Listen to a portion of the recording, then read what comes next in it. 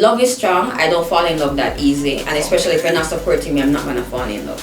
I didn't fall in love till about 27, and that was the first man I felt that emotionally supported me. And I wasn't a Jamaican either.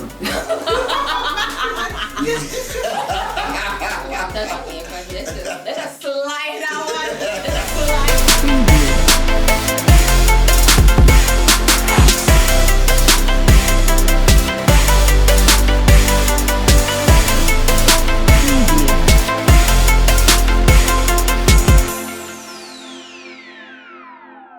Welcome to the new Foundation Christian Ministries B1 Marriage and Family video podcast. I am your host, Donald McFarlane, and with me is my co-host, Natalie Irving Mattox. I want to thank our viewers for tuning in each week. Remember to subscribe to our YouTube channel. Follow us on all our social media platforms. Thank you. Very well. Welcome back. Thank you indeed, Natalie. Well, we are here to continue on the mandate of facilitating such sessions, and hopefully for the inspiration of all of our viewers as we share with you. We are very privileged to have on set a very, very special young lady who is Ebony Walters. Almost goes to say, who is Ebony Walters? And that is what we'd like to find out on this set. But it's going to prove to be very interesting from all that we know. Ebony.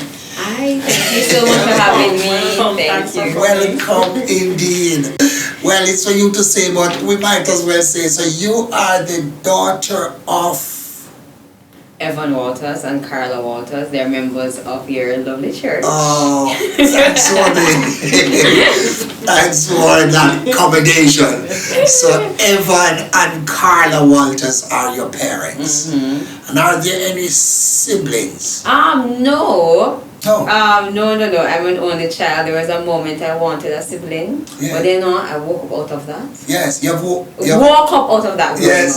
Yes. Single child. You have given up completely. Given up a long time.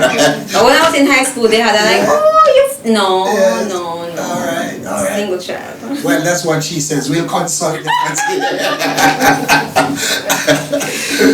But that being said, yes. So just to say that Ebony she's a theatre director, producer, and creative social entrepreneur, and we want to talk a little bit about that because I know social entrepreneurship is such an important part of our existence that we hardly talk about. I know you've recently been given the Evening Scholarship, and that's exciting. That's a big thing, that's a big deal. We want to talk a little bit about that as well. And just a little bit more on how your family structure and support has really helped to propel you to where you are today. So, a little bit more from you. Thank you. Yeah. Well, that is the gamut of our task to, extrapolate all of that. But take us now back to foundation, Ebony. How was it for you as a only child growing up? They say that only child are very selfish. Oh boy. That question always makes me laugh. How was it as an only child? When you grow up as an only child, that's all you know. So it wasn't bad or anything. It was just regular for me. I didn't grow up seeing siblings. That was my norm. When it comes down to only child being selfish, I would say it really depends on the parenting. Okay. A third child can be selfish. A last child anybody can be selfish. It's not about. For me, I'm not a generalization person. Right. I'm really not. So if you come from a home that you're learning how to be supportive and give, and you're not gonna be selfish. Okay. So I didn't grow with that, and my parents not about that life. Okay. So not for me. So how was it for you growing up? Where were you born and grew up, and what were the things you involved in as you recollect as a child growing up? Wow. It's been a minute since anyone asked me this, so this is actually nice. It's really nice. So I grew up in Kingston, household with two parents. How was it growing up? It was good. It was very nice. I had my parents with me all the time, so I didn't come from, let me not use that term, but I had both parents supporting me as I grew up. Yes. So that was a very good experience for me in that regards.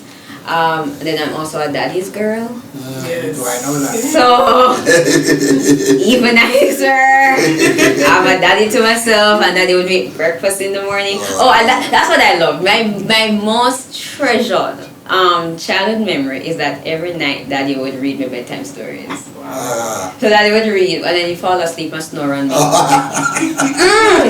then mommy used to peek in and go, "I'm sleeping again." My mommy, yes. And then mommy would be doing something in the house and peeking on us. So that for me is my most treasure. That's it. If I lose every memory in life, I want to have that one memory.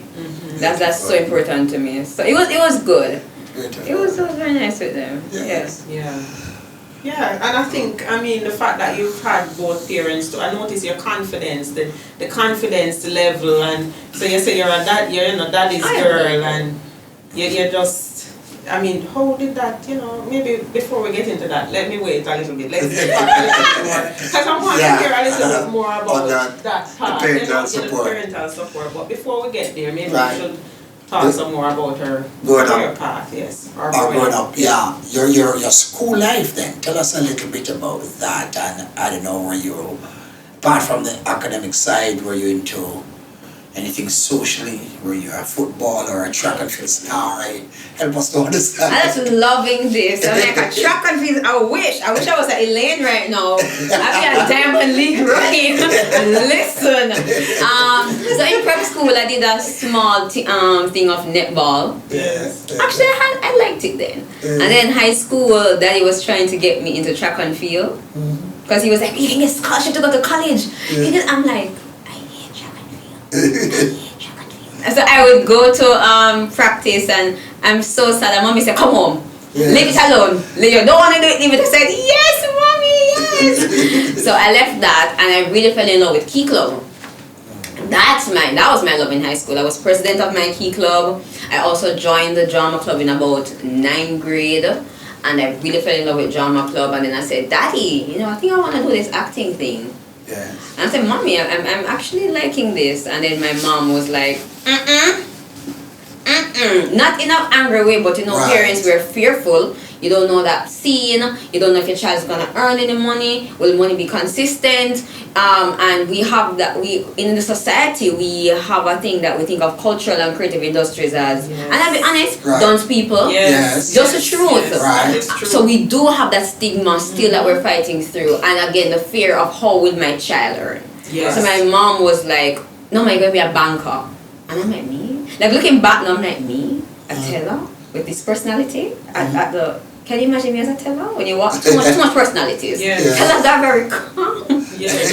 Not me. But it's so interesting that you brought that up, because I was saying the same thing to Bishop, that oftentimes we assume that career path, especially back then, should be either you become a doctor, a teacher, the traditional. So I'm really excited when I'm seeing the mix and the changes, and I'm seeing your personality is what you do. Right. So interesting, but so daddy, well, let me finish that point. So mommy said that, and then daddy actually took me when I said I want to do that. Daddy was like, "Okay." And then he took me to Edna Manley and Ashe, and we went around to understand what was available. And then we said, "Okay, Edna Manley." And I went to Edna Manley at 16. I didn't even go to 6th form. We just went from 5th form straight to college. And I just did Edna Manley. Yeah, so that's the journey from high school. I went to Holy Childhood High School, by the way.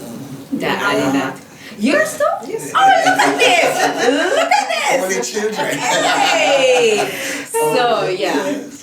But yeah, you're going to ask a question, sorry. Yes, I was going to ask you, tell us a little bit more about what really influenced that career path into the creative industry. That's a very interesting question. And this is why. I don't think that there was anything specific, or maybe there was lies. I used to watch E-News when we were children. And I used to see all the celebrities in their finery and the red carpet. And I was like, wow, I want to do that.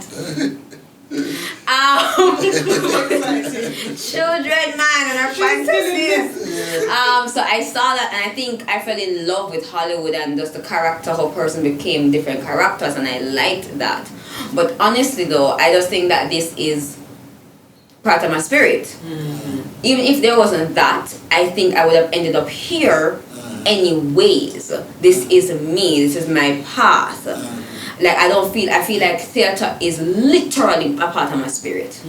So I would say that's how I ended up here. It's my divine path, my purpose. This is just where I'm supposed to be. Yeah. So the earliest, apart from those things that you watch, would seem more like, I don't know, in your teens or so on. Yeah. Your reference at grade 9, being attached to key club. And drama club too. Right. I fell in love. So you were just drawn to those because of clearly this kind of almost innate. And someone, and someone invited me as well to drama club. Yes. And I said, since I'm liking it, let me try it out. And when I went, I fell in love. I was like, I love the community. I would say what made me fall in love with drama, with theater, is the community of having the people and the laughter and the talks, and I think that pulled me to that space. Yeah. That's one of the most beautiful thing about especially theater. We're community oriented, and I like that. I'm a people person. Yeah. So then, I don't know if Natalie is saying anything else on this part. So to clinch this then, clearly you're not like some children growing up and they have conflict of career path, you know.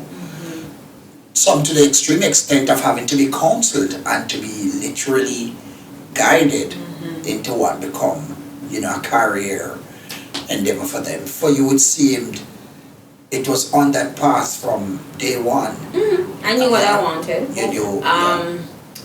Weirdly, I always say my 16-year-old self knows me better than anyone else, than even the 30-year-old knows. So whenever I feel lost, I go back to what my 16-year-old would do. Yeah. Because at 16, weirdly, I did drama club and I did business subjects. And at 30, I'm having a theater business. The 16-year-old, well, I always say once you walk in alignment and you will listen to yourself and your truth, spirit is ageless. Yes. We keep mixing up the human with the spirit. Human have age, spirit doesn't. And if you really tune into your spirit from day one, you really know what you want. So the 16-year-old, the spirit was strong, knew what I wanted to do. So here I am, and she prepared me for this moment. She did POB, she did accounts. And then 27, I'm like, look at me back into this now, trying to get back into accounts and all of this now, doing a business. Whoa! Look at that. Yes, love so, yeah. Mommy, I knew. But say your parents were supportive from the get-go. Well, mommy was, daddy was, okay. That's just daddy. Mommy was supportive? Mommy was, meh. Mommy wasn't really. Wasn't really, okay. Yeah. She got on board when I started my own business. Well, after she started to see the profit. Not the financial, but she saw the potential. Yes. She saw that this is actually, because some persons are like that, they want to see something tangible. Yeah. They don't want to just hear the idea. Prove to them that this can work, and that's my mom. So once I prove and I show that this can happen, this is it, and she's there with me at the shows and seeing the students and seeing everything, of course, she's more supportive. But daddy's cheerleader. Daddy's like, daddy want me prime minister. Okay, let's work on that now. Yeah. You know, it's important to concretize that part, you know, even as a tribute to Evan, certainly. Yes. And of course, Carla, it's a kind of, you're like, to say his princess is not capturing it in my vocabulary here, but he would go beyond and beyond and beyond. There's this avenue, whether it is to drive you somewhere, whether it is to pick you up, it's like, this is a serious job for him. He can't be late for this. The man pride himself. Yes. For on a personal level, that makes it hard to date. What we have to talk about? That makes it start to have date. to talk Because when you have a about father that. who is up here, Yes. and you have a guy coming in down Go here, here. How do we reconcile? it's like if I'm calling my daddy and I can't call you, I'm like, daddy, I need help, and my daddy turned up and I'm calling, hey, honey, I need It's like, what? hell. You're on here. What is okay? Daddy, daddy. That's a drama with this guy. Like, no. Yeah. It honestly makes start today though. Yeah. Wow. Sometimes I'm like, daddy, maybe I shouldn't have had all of this. I would maybe be dating and settle on all of this right now. Yes. Yes. Yeah. This is well, it's really not stunning in its truest sense, but it's just fascinating talking about this It is. because that's a hallmark of a great father. Yes. You know, Yes. and like I say, which is posing difficulty for you because you are going to be comparing this Of prospect, course. you know, with this father who was like everything to you. Set a standard. One of the Yeah, best things yeah. my dad did, and I don't even know if he intentionally did it, but he set me up for dating as well. Every day he would ask how was my day. Yes. So now if I'm dating and I'm not getting that, Oh, and I'm gonna talk about, I'm like, how was your day? And I'm asking the guy and he's telling me his day, and then he just goes silent. Okay, not gonna. And then I'm gonna have a conversation because I believe in communication. So I'm gonna be like, Yeah. I like this, and you're still not doing it. yes, You don't wanna know how my day was? yes. No. Right. But you know, Ebony, Yeah, though what's this. standard? Yeah, and we have to respect that. Yes. And though this session was not intended to be a personal counseling session for you, we will have to, Mr. Producer, see if we can put in this segment here because it truly will pose a challenge on your part. So, and you're mature enough, I know, and understanding that this fiancé, perhaps as good as he even gets, may not, replicate exactly your father's Yeah. role. How is it that you propose to manage this gap between him and him? For me, it's not. I don't need a replica of my dad. I don't want to date my dad. Right, My God. I understand that. But I want support. I That grew is it. up with Yes. support. That's right. Sure. Yeah. And that's just what I'm looking for. It's Yeah. that 100% in my career, Sure. in anything that I personally, like, that's what I expect. And because we come from a society as well where men, we have it socialized that Yes. a woman takes care of a man emotionally. I grew up in a household where a man took care of me emotionally. Yes. Right. So it's a flip for me. That's my norm, which is different from society now. Yes. So now dating makes it harder when men are culturalized, Yes. to expect me. Right. So that's my responsibility, gender roles assignment. And I don't do gender roles assignment. We are one, our emotional, psychological, and spiritual well-being is important in this house. And we're all here to support each other. It's not my responsibility to take care of you. Yeah. And I suffer over here. Yes. So that makes it a lot trickier dating.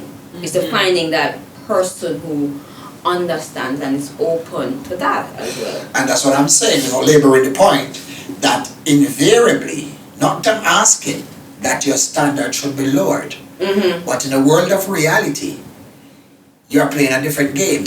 You understand? So it brings a challenge to you to, I hate to use a word, to somewhat compromise, or let's say to extend to have greater understanding, Am I making sense? No, you are. So, Let me answer right. that. So it's like saying you have come from a rich background, Yes. right? But there's this guy you have fallen in love with, and you know you love him. You have tried to even reconcile it rationally, but it's not adding up. You just love the guy, but he's not of those means and perhaps those orientation. And if you go into a relationship, there's some concession. That's the kind of scenario I'm trying to pick. I know, your Right. scenario is so spot on right now, it's making me laugh. But let's continue. Well, I had not planned to charge Let's this session, Let's continue. But what I would say is this. How do I master that, or how do I work on that is this. My whole life is, we use a phrase I'm trying to find back. Oh Lord, and I like this, I want to use it back. Is it the compromise? Not the compromise, after that. My whole life is, everything I do is different. Yes, Everything about me is different. yes. I look different. I walk different. Everything is. So for Yes. me, in regards to dating, If so, I would need to compromise on my business. I need to compromise on everything. I don't think that, I don't look at compromise. I look at connection with spirit, alignment, and manifestation. Yes. And I understand divine timing. Yes. If I'm not in a relationship, no. I'm not supposed to be in one, no. Right. And that relationship will come at the time. I don't want to enter anything that hurts my spirit or my soul. So I rather stay to myself and wait. It's just like a business. If you move too fast, Yes. you lose your money. Yes. It's the same thing in every Yes. part of our life. Right. If you're cooking something, you move too fast, food don't eat good, it burn up, it Yes. this, it that. Right. It's the same thing, it's the waiting, it's that balance. So I'm not, honestly, it's not something I'm worried about, but what I would say, if I find someone, love is strong, I don't fall in love that easy, and especially if you're not supporting me, I'm not going to fall in love. I didn't fall in love till about 27. And that was the first man I felt that emotionally supported me. And I wasn't a Jamaican either. Let's just slide that one. Let's just slide that in right there. But don't worry, my second love is a Jamaican.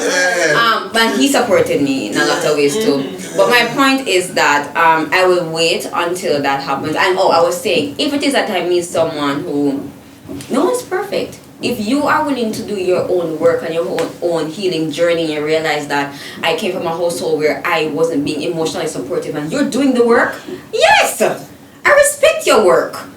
And I don't mind entering into that. I have things I need to work on. I'm not perfect. And I'm going to come and you know that I'm working on me every day. I actually find a man who works on himself very sexy. Like a spiritually work on, personally work on, like in all aspects of your life. You don't have to have it, but you're doing the work. Oh God, that's a sexy man now. I agree though. I think I can, agree to that because it's difficult to find that. Yeah. To be honest, it's like society thinks that women should be always working on themselves, but men feel like, we're I see. Yeah. And when you say, for our viewers who may be wondering, what do you mean working on yourself? The man needs to be working on himself. Just like, and so you find that sexy. Right. Right. What is this working on self?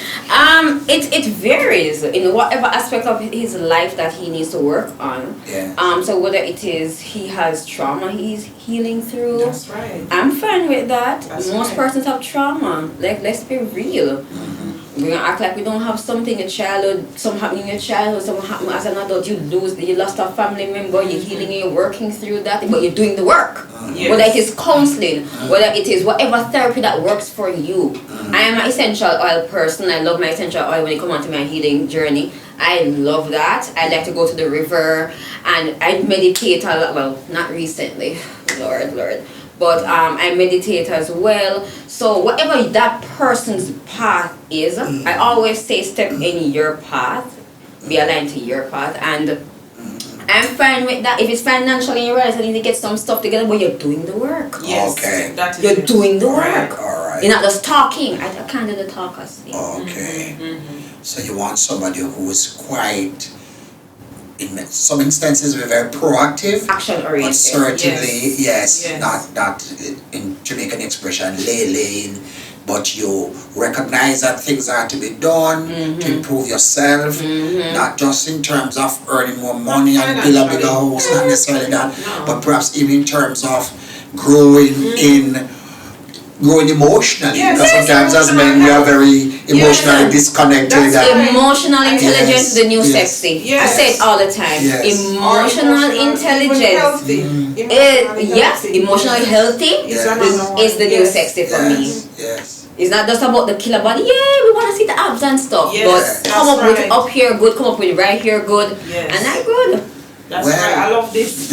Well, listen to this now. It's interesting. We had invited Ebony Walters, who is a dynamic theater director, producer, and creative social entrepreneur, all of which we'll have to explain.